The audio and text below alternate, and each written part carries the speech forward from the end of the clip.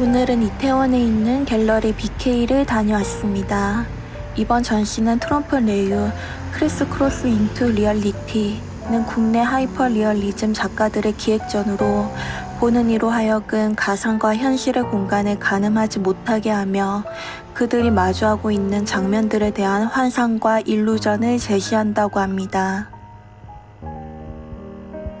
하이퍼 리얼리즘은 1960년대 후반부터 1970년대 전반까지 미국과 유럽을 중심으로 미술사의 한 사조로서 유행하였으며 프랑스의 철학자이자 사회학자 장 보드리야르의 철학 개념을 기반으로 생성되었습니다.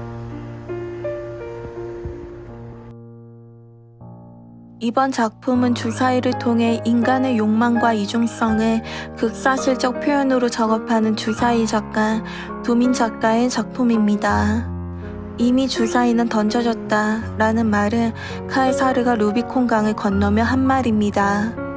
이 말이 작가에게 인생의 선택의 갈림길이 있을 때 영향을 주면서 주사위를 그리게 되었다고 합니다.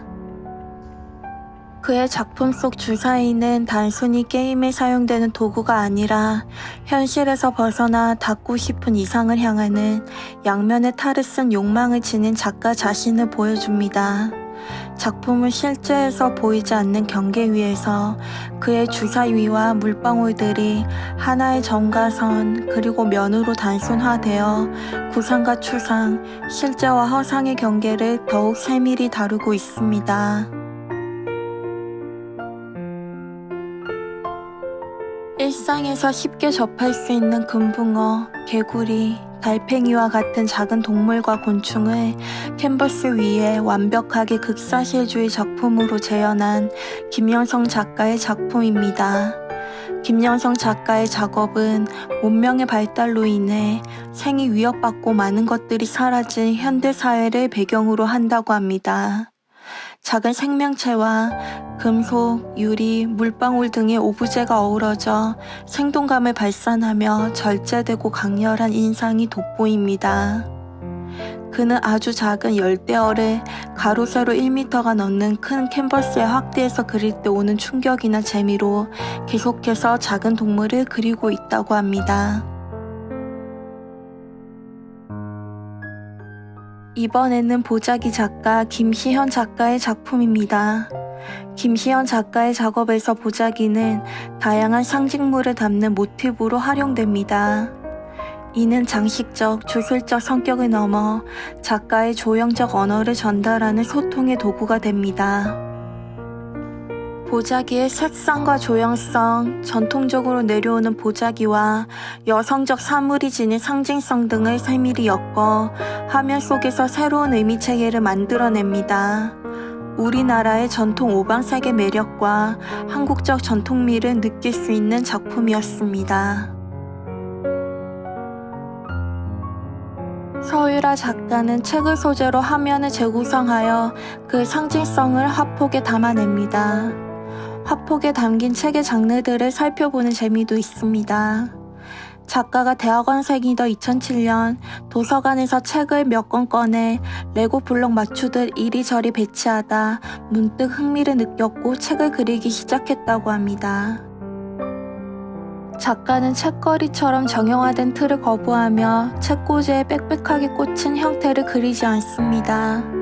누군가 관심을 갖고 책을 뽑아든 듯 서유라 작가의 책 작업은 몇 권이 포개진 채 눕혀 있거나 좀 전까지 읽다가 잠시 덮어둔 듯 이리저리 놓여있는 식입니다.